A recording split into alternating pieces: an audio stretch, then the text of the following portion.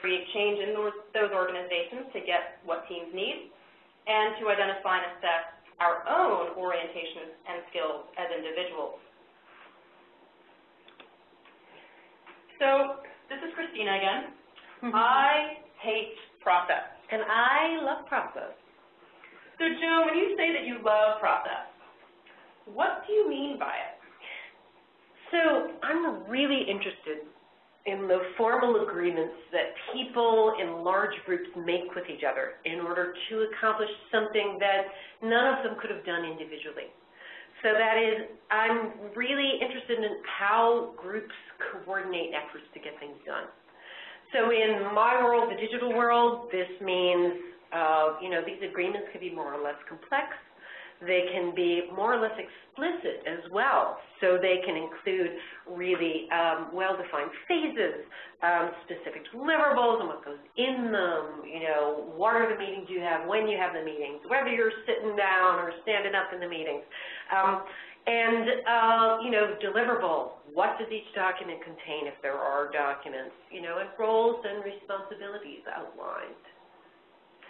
Yeah, I hate process. The philosophical statement that you started with is grand, but when you start talking about roles and responsibilities and what should be contained in specific deliverables, that's where I start to disagree.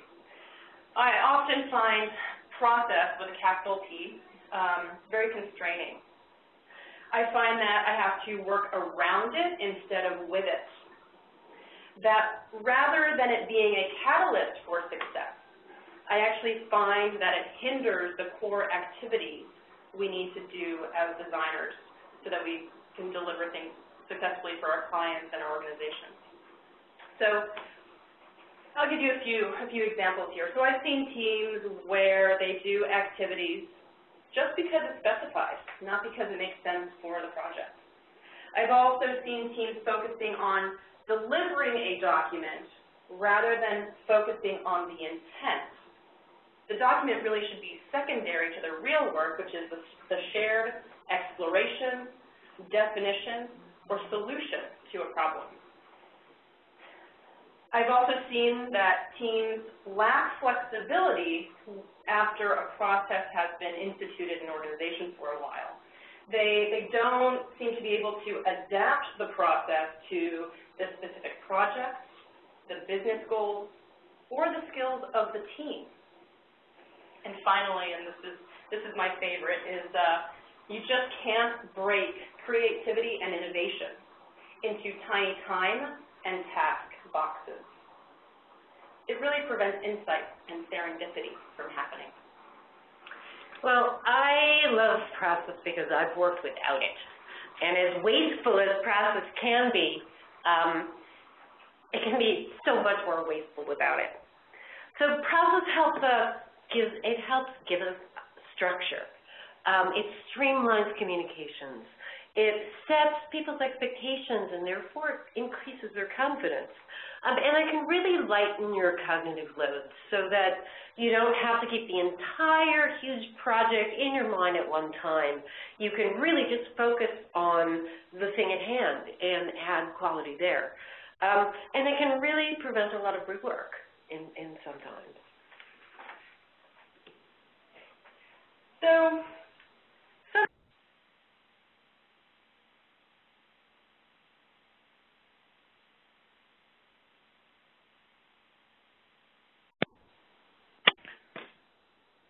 did we lose you guys? Oh, there you are. All right. About that, guys. Looks. So did you guys hear the Joan's? Yes. Okay, great. Okay, gotta love WebEx. So some of you are probably here to find out which process you should be implementing in a given organization. Which is the best one out of all those formal processes that are out there? Which is the best?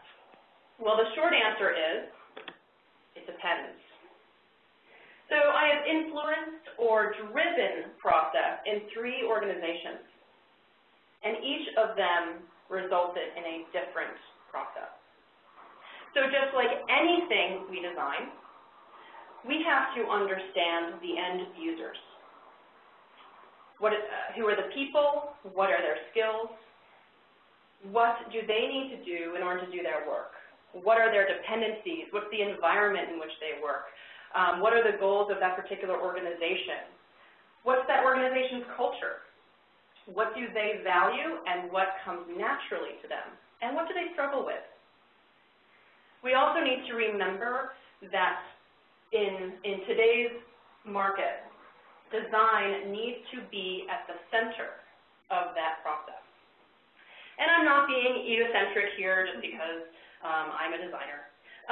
Marty Neumeier, in the book The Design School Company, points to a study that Kelton Research did that found that when 7 out of 10 Americans were asked to recall the last product they just had to have, it was because of design. There was also a design council study that found that 47% of rapidly growing British businesses list design first among their success factors. So no matter what process your organization is using, you have to make sure you provide room for design. So when we say we need to make room for design, Joan, can you tell us what sort of activities we're talking about? I can, and there are tons and tons and tons of ways that we designers talk about what it is that we do. And some of these may look really familiar to you. Some of you may even have written them. But we think that they all boil down to this: think, draw, and make. So first we think, and then we draw a lot, and then we make that thing. We got this model from a fellow in Singapore named Brian Lang, and he has an agency called Design Sojourn. But his website, thinkdrawmake.com, was a compendium of a collection, really, of different visualizations that people have done about the design process. So just to be clear what we mean by these, under think, here it's about defining the problem, defining the business goals, and here's where the research piece fits in too. Under draw, really we think the heart of this is imagining what could be. And then yesterday, or actually I think it was Friday, Jonas Lagren stood on the IFCA list. To me, sketching is not about the medium, but about the mindset. Disposable, divergent, and explorative. And this is the heart of this draw set of activities that we're talking about. And then make is not only really about building the thing, of course it is, but we think of make also as being all of those things that get us to production, things that are production focused. So setting timelines and milestones and stuff we think fits in this category as well. So, think, draw, make. We want to be clear that it's not necessarily sequential, that these things flow into each other and inform each other, and you could potentially start making things in order to think and then start drawing out other things. So you can start in any place in this sequence as well. But the important thing to note is that you need to do all of these things. So thank you for that. So we also, I'll just chime in and say that we also like to describe these more like muscles. Muscles that you need to train and develop. Just like a swimmer needs to develop their legs, their arms and shoulders, and their core, we designers, developers, product managers need to develop and train our think, draw, and make muscles. And because we work in or with organizations, we need to help those organizations develop and train them as well so they can beat their competitors to the finish line. And as designers, it is our role and responsibility to help make sure those muscles don't atrophy.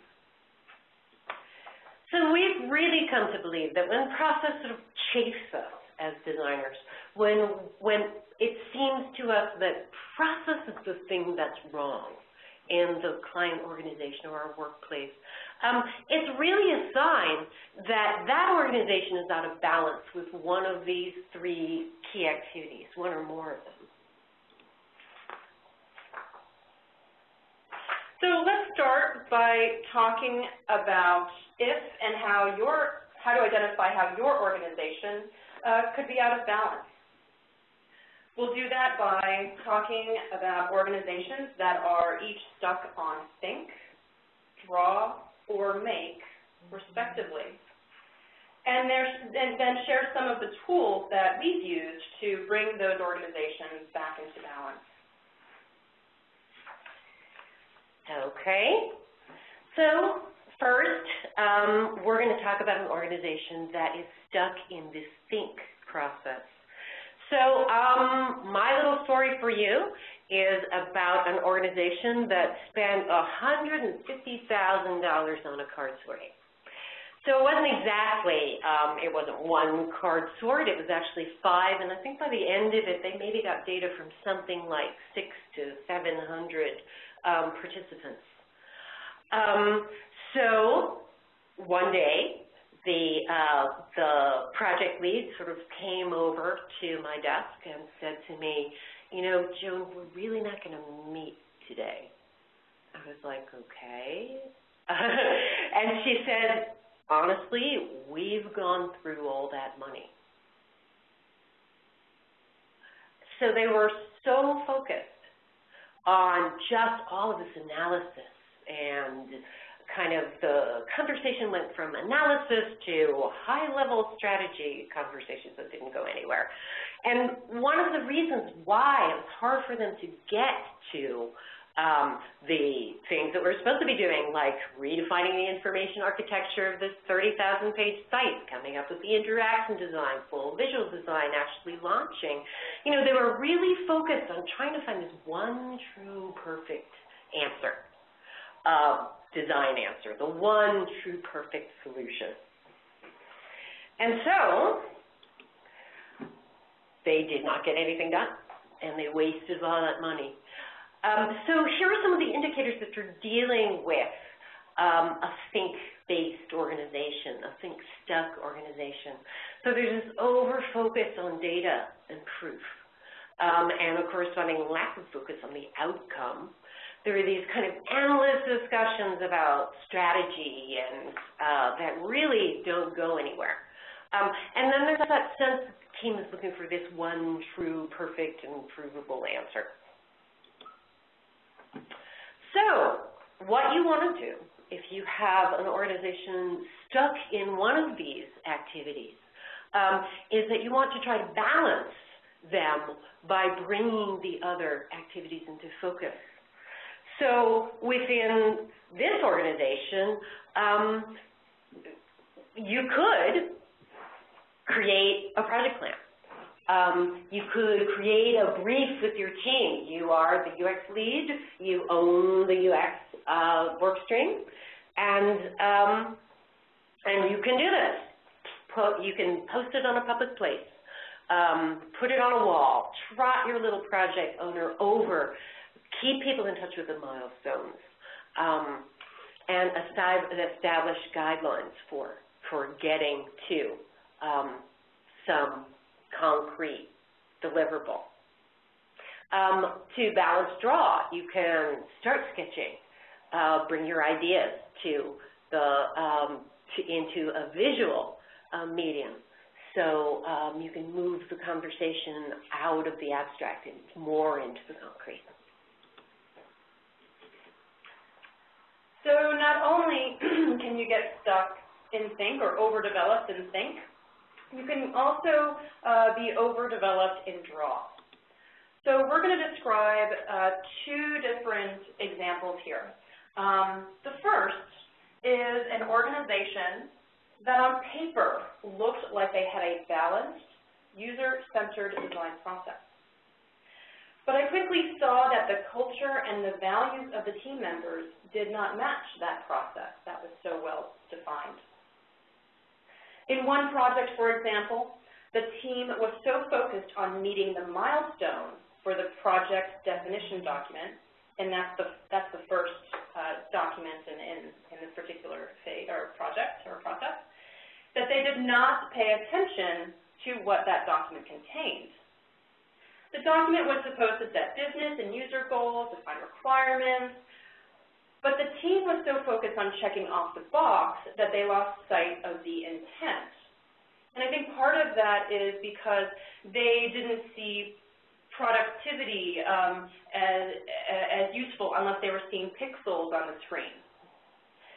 So really the intent was for the team to determine and understand the goal and objective of the project and internalize what they were supposed to do.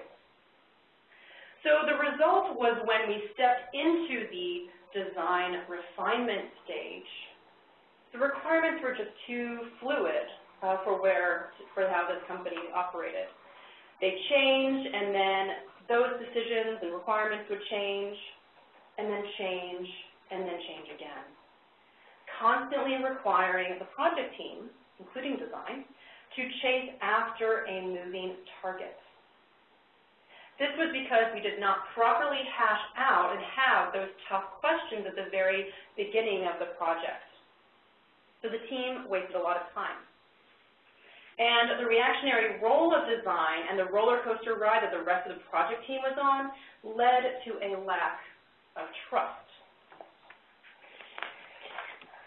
So I have a story for you that is not quite as sad as Christina's little story. But as I said before, when I first started doing this work in this huge enterprise organization, there was little to no process at all. So the work progressed by trial and error, and this was insanely inefficient. The world was really, people saying really that they didn't know it when they saw it.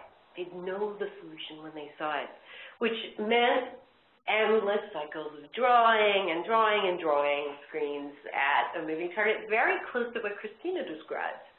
And I'll know it when I see it is often code for I'm not really good at abstract visual thinking, which meant that the it that they wanted to see had to have every pixel sort of polished to mirror quality before it could be, as it so often was, rejected, and then you'd start again, and then polish and polish and polish.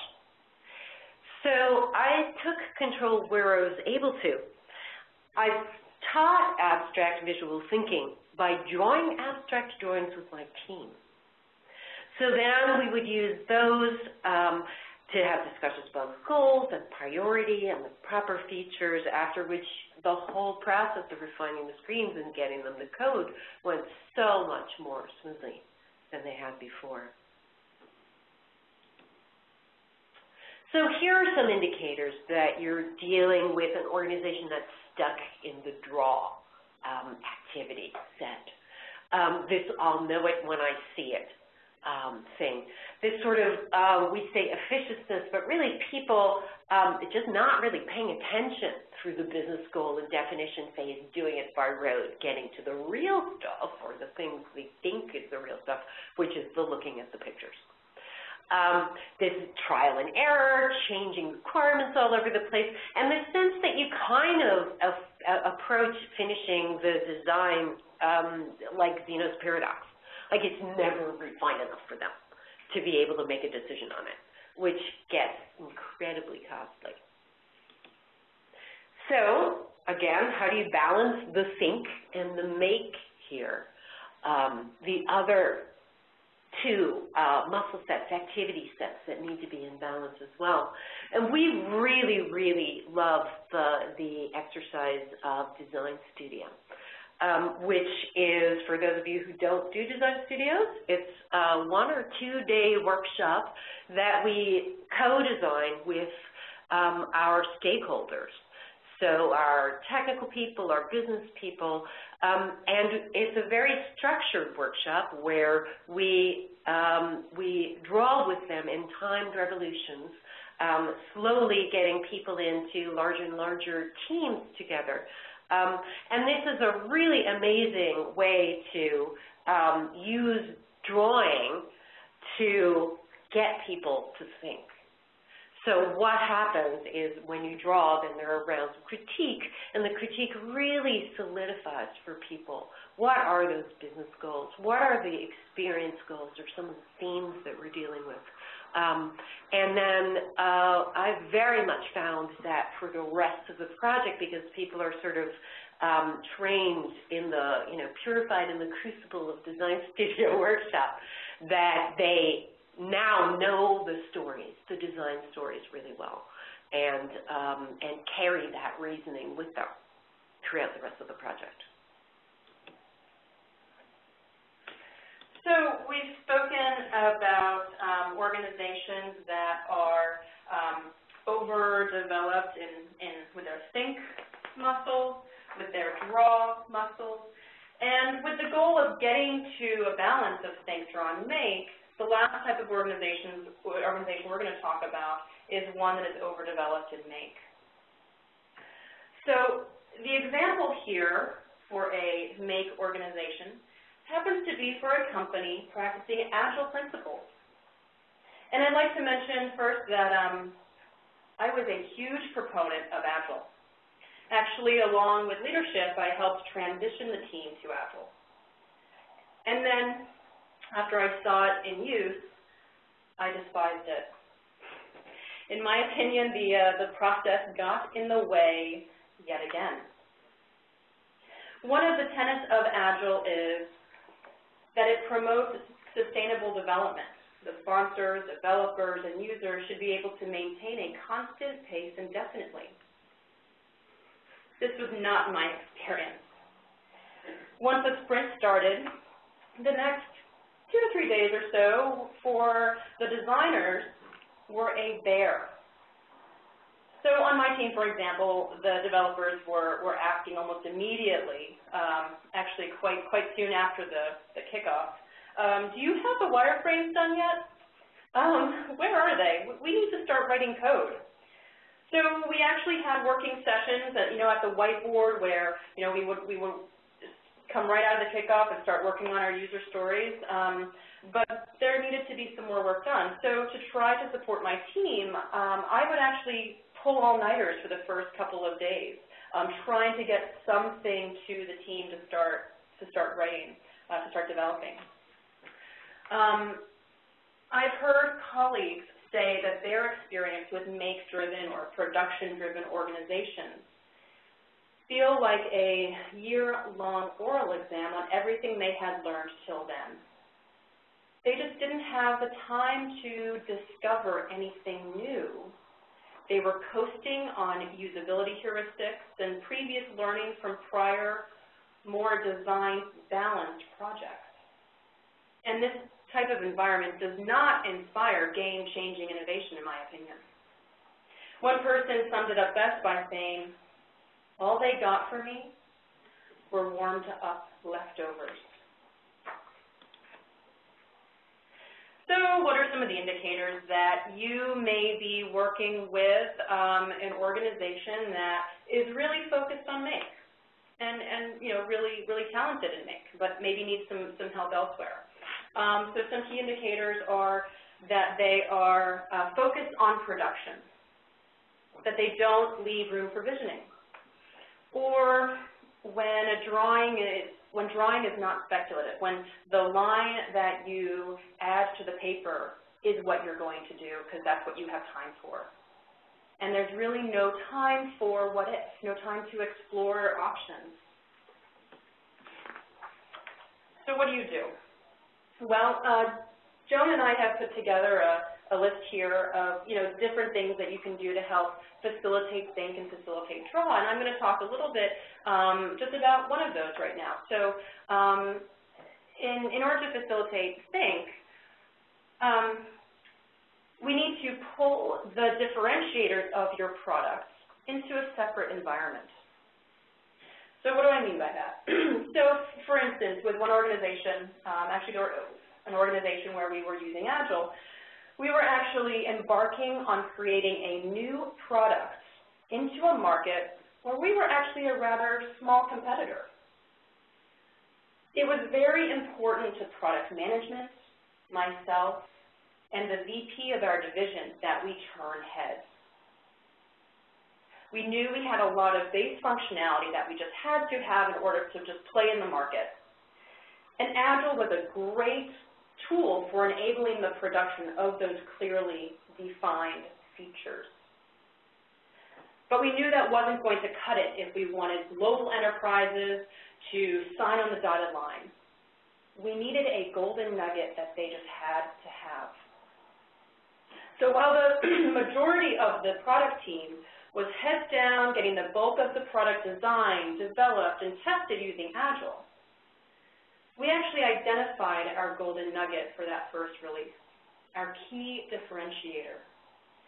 And we created a team that focused on just that one golden nugget. And we pulled that into a different environment and applied iterative user-centered design and development. And that team included product management, design, development, testers, your subject matter experts. And with the combined result of the determinate and indeterminate streams was really a thing of beauty. So to sum up a little bit, we thought it was important for us to sort of gather together all of the examples that that can help you balance each of these muscles. So these are the things that we think it will encourage thinking in an organization. These are the ones that can help facilitate building that draw muscle. And these are the things that we've mentioned that help with make.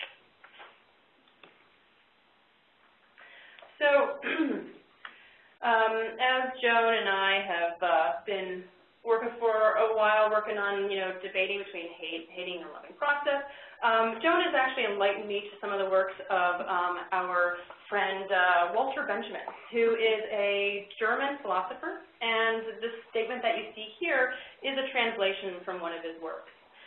So we're not saying that our teams or organizations are the enemy here, but it does illustrate the point that we need to meet them where they are. We need to meet them where their strengths are to help guide and develop their atrophied design muscles in order to help them come to a more balanced and even more successful business. So, for instance, if you are in an organization that has overdeveloped or is stuck in sync, and let's say Monday morning you're expected to bring research results to that meeting, actually on your own, just take those research results, start creating some sketches, and bring those in addition to your research results, or in addition to the research results. And then if you're in an organization that is really a draw organization, host a design studio. A design studio has a tremendous amount of drawing. It actually uses drawing to gather requirements, which is more of a thinky thing, and then funnel down into a direction which helps development and helps actually make this thing at the end. So it's a great tool to help a draw organization get those other two things. And really, it's like, okay, you love to draw. Well, we're going to draw. Show me 8 ideas in 5 minutes. That's the sort of thing we're talking about here. And lastly, if you're an organization which is overdeveloped in make, go over to one of your development friends and say, hey, can I get the latest build? And then use that as a prototype, put that in front of users to uncover user needs. Again, something that, maybe should have happened a little bit earlier, but you're kind of backing into it. But again, you're still helping the team starting to uncover those other needs to come to balance. So, what about you? Are you a thinker, a drawer, or a maker? It's really important to identify who you are with regards to each of these muscles. Where is your comfort zone? What do you have an aversion to? What's the thing that is more of your weakness? And how do you need to grow in order to be a change agent? So when we were working on this idea, we actually came up with a whole huge list of questions that were sort of turning into like the Myers-Briggs of think, draw, make. But we're just going to share a few of these with you. And the first thing to ask yourself really is, when you're on a project, what is it that really gives you that sense of flow? What is it that you would happily stay up past 1 in the morning to do? What sort of task? Or get up early if you're an early person. Do you find it impossible to grasp and organize details until you have a sense of the whole? That might peg you as a thinker. Do you frequently feel as though I don't know the solution until I see it? That might peg you as being more of a drawer. And then, do you find it hard to act until you know what those dates are? Are you focused on, do you need that sort of underpinning to get you motivated? You could be a make-focused person. So you also can be in sync with your organization and get sort of sucked into the vortex. So have you ever worked on a project that you had a great time doing, that you get along really fabulously with everyone and you're kind of all going great guns, but then later the project or the product fails? This might be something to look towards. And then you could also be really out of sync with the organization. And then you find yourself feeling a sort of over-motivated kind of sense of stress that you don't really know where that's coming from. This could be the reason as well. So it's really important to know where it is that you sit and where it is that you need to grow.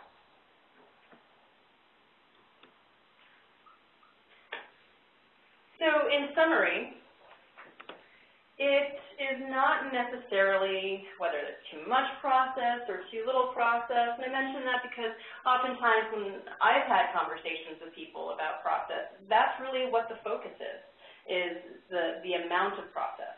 And it's not also necessarily which one of the formal processes out there is the one, but it really is that you need to develop your organization's process just like you would any other design challenge. And as Logren and Stolterman write in Thoughtful Interaction Design, you need to start a project by designing its process. But I would say that there are at least some common denominators, and one of the first questions to ask is, do team members and the organization have what they need? So, do they have what they need in order to create? Do they have a balanced and developed set of design and production muscles?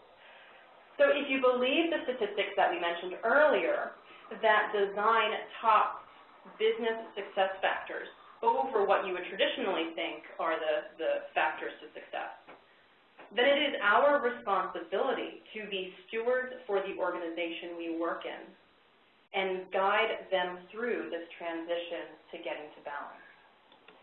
So you do that by identifying the organization, engaging with them via their strengths, and then helping to guide and develop those design muscles with some of the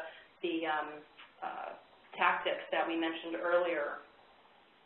And then finally, it's important to know your own biases and take that into account as you're working with your team and you continue to grow as a designer, developer, or any other member of the team. Okay, so we really would love you to tell us your stories. Tell us what are some of the remedies that you've faced, that you've used, or that you've tried. What are some of the struggles out there, and what are your successes? And if we can clarify anything for you, ask those questions. And if there are, you know, bullets on slides that you saw that we didn't talk about, we're happy to go back and talk about those. Okay.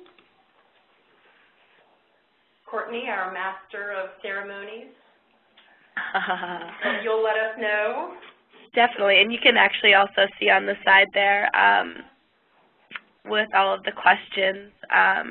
So yeah, definitely everyone feel free to ask a question in the Q&A and also in the chat. You can see that on the right-hand side there, and you can chat privately or you can ask everyone. So we definitely encourage you to do that. So it'll probably take the next 10 to 15 minutes if anyone has anything to add or ask. And I know it takes a few minutes for people to digest. Okay.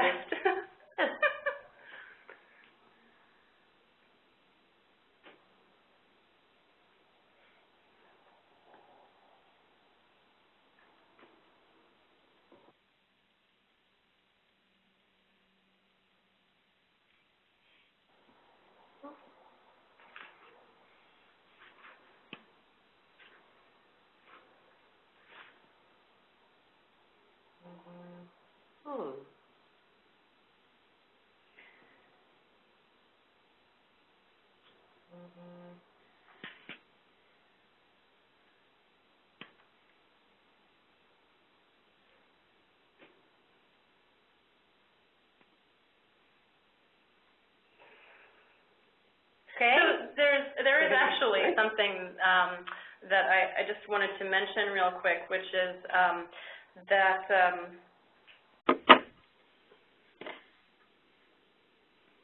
there's another component to this that actually Joan and I have talked about, but wasn't as part of this presentation here, which is there is another whole set of factors that we found really help to contribute to success of organizations. And that's 3 different points.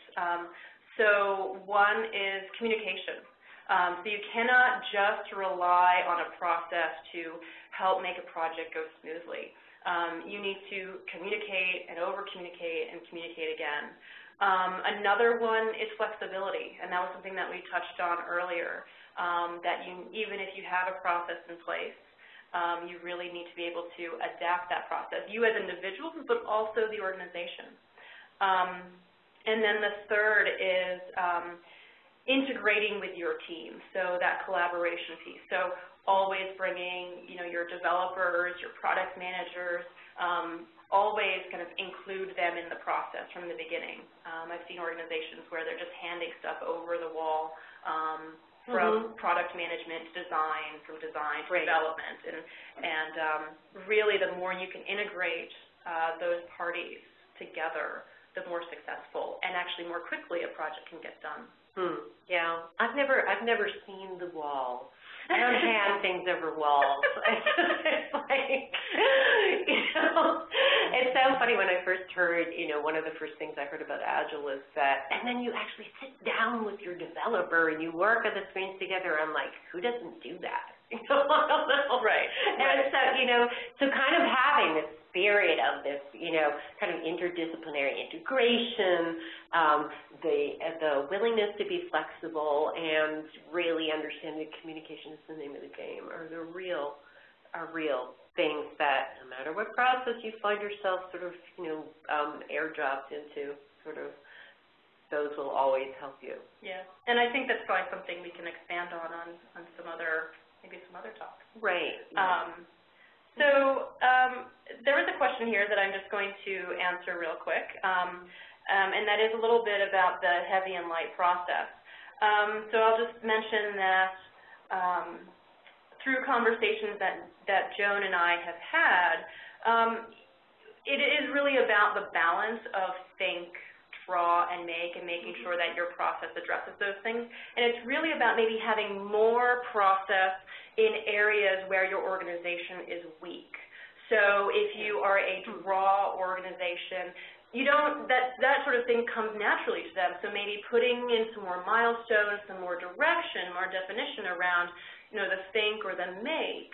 And then it's also important that we as designers are the kind of guides or curators of the process, and just continue to take a look at how the organization is doing over time, because that's going to evolve. So over time, you may be able to remove some of those milestones, remove some of those, the prescriptiveness of that process as an organization continues to evolve and develop, and it becomes kind of second nature to the culture. Yeah, it's an interesting thing that people just don't take the training wheels off. Right. Exactly. They don't. Right. Yep. Exactly. And it's interesting because I've seen people not taking the training wheels off, which kind of undermines the learning. And I've also seen the training wheels there still because somehow the organization didn't internalize the learning. So what Christina was talking about, working with an organization that had a balanced process, that somehow didn't understand where the culture was stuck, and therefore, it wasn't effective. Right. So. Right. Any other questions, Courtney? It looks like that is it for now. But I'm not sure if you can see. I'm looking at the Q&A thing, and I'm not seeing anything. Can you see in the chat? I see, there's chat. Yep, if you scroll down. I do not. Okay. I will send you something. Okay. I do not. You can send us something. Okay. Yes.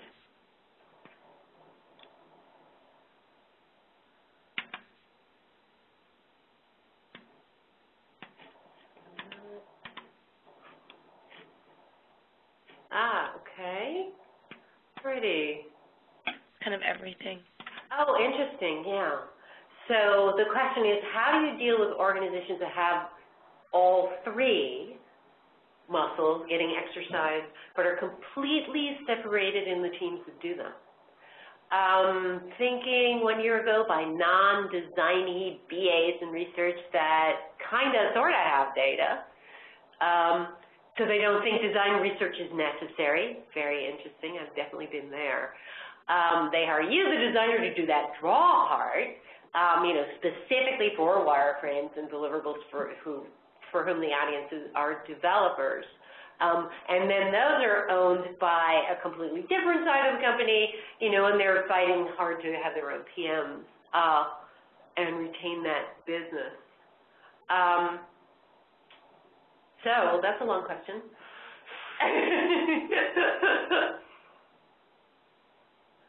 How do you deal with it? So I think this goes back to what we were addressing earlier, which is that integration of the teams. And the way, actually, in one organization where I started, I was experiencing that where the product management team was doing their product requirements document, their marketing requirements document, and then that would be handed over to design, and then design would actually create this response to the product requirements document, and actually kind of redoing some of the research, but from a design perspective. So, both efforts, for instance, were great. It's just that they could have saved literally 7 months worth of time just if they were working together on it. And so actually when I started there, I just started to talk to product management. And over the course of a couple of years, it was an organization where we had those walls, where we had, that separation. But then product management and design were actually in the room together, looking at research, identifying what the requirements are for the next release or the vision for the next 3 years. And then kind of on the other end of that, when you talk about development, I've just always worked in multidisciplinary teams. So when I was working on designs, I was always pulling developers over. So even if those three things are, you know, in separate kind of domains or so on, just pull the developers over. No one's stopping you from doing that. I know it takes a little bit more work. So I don't know if that addresses the question there, but those are some things that I've done. My question would be, where are the touch points? How long? How much time do you have with them? You know, and how do you maximize that's where you and I disagree. Because for me, it's you don't need to define those touch points. You just need to go out and do it. I don't define them. I'm just asking this person. You know, where's your opportunity to talk to people is really what I'm asking about. And then the other thing that I would wonder about is if your non-designy BAs think that they don't have to do any research. If you finish your design and you don't have an opportunity to do testing, this is where your guerrilla testing techniques come in. Right. Because bad requirements will out, basically. And they will out at the point where you do usability testing. And, you know, if a product team has enough experience with spending a whole bunch of money defining, you know, creating those enormous Excel spreadsheets that they call requirements, and I'm using air quotes, and building it and going through the wireframes, and then they continually see things fail in testing, that, you know, that's your learning opportunity. That's really the teachable moment there. Right. And yes, the presentation is on SlideShare, for sure.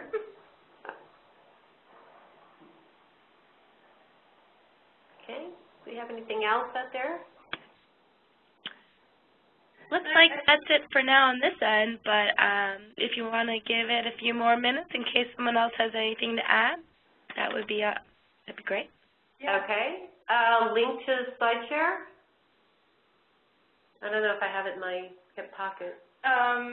Yeah, it's like SlideShare. If you do a search on Christina Persson, spelling with double S's.